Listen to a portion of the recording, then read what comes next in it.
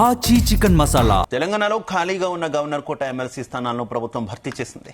ఈ మేరకు తెలంగాణ జనసమితి అధ్యక్షుడు ప్రొఫెసర్ కోదండరాం, టీమిండియా మాజీ కెప్టెన్ మహ్మద్ అజారుద్దీన్లను ఎమ్మెల్సీలుగా నామినేట్ చేస్తూ రాష్ట్ర ప్రభుత్వం జీవో విడుదల చేసింది. గత కొంతకాలంగా ఈ పేర్లపై ఉన్న సస్పెన్స్ కు తెరదించుతూ ముఖ్యమంత్రి రేవంత్ ప్రతిపాదనలకు గవర్నర్ శివప్రతాప్ శుక్లా ఇప్పటికే ఆమోదం తెలిపారు. అనంతరం తెలంగాణ ప్రభుత్వం జీవో విడుదల చేసింది. గవర్నర్ కోట ఎమ్మెల్సీ స్థానాలను ప్రభుత్వం భర్తీ చేస్తూ జీవోను విడుదల చేసింది. గతంలో రాజకీయ కారణాల వల్ల ఈ ఎమ్మెల్సీలపై నియామకంపై న్యాయపరమైన చిక్కులు ఎదురైనప్పటికీ ప్రస్తుత నియామకాలతో ప్రభుత్వం ఆ స్థానాలను అధికారికంగా భర్తీ చేసింది.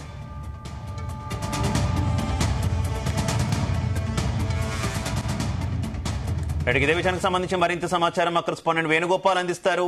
వేణుగోపాల్, తెలంగాణలో ఖాళీగా ఉన్న గవర్నర్ కోట ఎమ్మెల్సీ స్థానాలను ప్రభుత్వం భర్తీ చేసింది. ఇందుకు సంబంధించి ఏదైతే 2 స్థానాలు ఉన్నాయో ఆ 2 స్థానాల్లో తెలంగాణ జనసమితి అధ్యక్షుడు ప్రొఫెసర్ కోదండరాం, అలాగే ప్రస్తుతం మంత్రిగా ఉన్నటువంటి టీమిండియా మాజీ కెప్టెన్ మహ్మద్ అజారుద్దీన్ ను ఎమ్మెల్సీలుగా నామినేట్ చేస్తూ రాష్ట్ర ప్రభుత్వం జీవో విడుదల చేసింది. గత కొంతకాలంగా ఈ పేర్లపై ఉన్న సస్పెన్స్ కు తెరదిస్తూ ముఖ్యమంత్రి రేవంత్ రెడ్డి పంపిన ప్రతిపాదనలకు గవర్నర్ శివప్రతాప్ శుక్లా ఇప్పటికే ఆమోదం తెలిపారు. అనంతరం తెలంగాణ ప్రభుత్వం జీవో విడుదల చేసింది. ఇక గవర్నర్ కోట ఎమ్మెల్సీ స్థానాలను భర్తీ చేస్తూ జీవోను కూడా ప్రభుత్వం విడుదల చేయడం జరిగింది. ఇక ఈ 2 స్థానాలకు సంబంధించి గతంలో రాజకీయ కారణాల వల్ల ఈ ఎమ్మెల్సీ స్థానాలపై నియామకంపై న్యాయపరమైన చిక్కులు కూడా రావడం జరిగింది. ఇక ప్రస్తుతం నియామకాలతో ప్రభుత్వం ఆ స్థానాలను అధికారికంగా కూడా భర్తీ చేసింది. ముఖ్యంగా ఈ నెల 30 లోపు ఖచ్చితంగా మంత్రిగా ప్రమాణ స్వీకారం చేసిన అజారుద్దీన్ ఖచ్చితంగా ఏదో ఒక సభలో ఇటు ఎమ్మెల్సీగా నామినేట్ కావాల్సి ఉంది.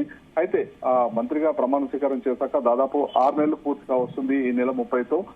ఈ నేపథ్యంలోనే ఇక ముఖ్యమంత్రి వెళ్లి గవర్నర్ ని కలవడం, ఈ 2 పేర్లను కూడా ఏదైతే ఖాళీ ఉన్నటువంటి 2 ఎమ్మెల్సీ స్థానాలు ఉన్నాయో అందుకు సంబంధించి ఇటు ప్రొఫెసర్ కోదండరాం, మరోవైపు మంత్రి అజారుద్దీన్ పేర్లను కూడా రాష్ట్ర ప్రభుత్వం గవర్నర్ కు సిఫారసు చేయడం జరిగింది.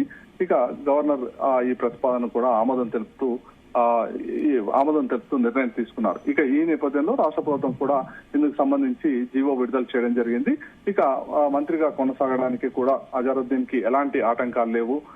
ముందుగా ఏదైతే గత కొద్ది రోజులుగా ఈ 2 స్థానాలపై ఒకవైపు న్యాయపరమైన చిక్కులు, మరోవైపు మంత్రి అజారుద్దీన్ మంత్రిగా కొనసాగాలంటే ఖచ్చితంగా 30 లోపు ఎమ్మెల్సీగా భర్తీ కావాల్సి ఉంది. ఇక ఈ నేపథ్యంలో ఈ రోజు ఈ 2 స్థానాలు కూడా అఫీషియల్ గా రాష్ట్ర ప్రభుత్వం జీవో విడుదల చేయడంతో ఈ 2 స్థానాలకు సంబంధించి భర్తీ ప్రక్రియ పూర్తయిపోయింది.